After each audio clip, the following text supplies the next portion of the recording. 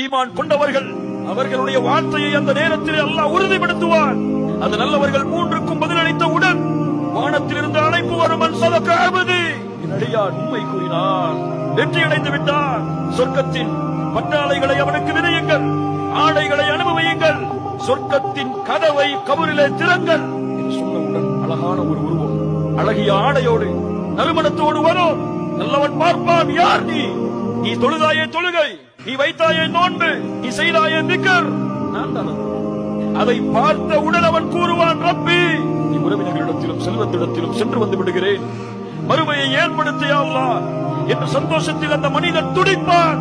புதுமகன் உறங்குவது போல மறுமை வரை உறங்க அல்லாஹ்வுடைய அடியானே. அவருடைய குடியில் யாரும் இல்லாத அந்த நேரத்திலே மகிழ்ச்சியோடு சந்தோஷத்தோடு மறுமையை அடையப் போகிறோம், சொர்க்கம் கிடைக்கப் போகிறது என்ற சந்தோஷத்தில் அந்த அடியான் கபரிலே உறங்க ஆரம்பிப்பான். மறுமை வரை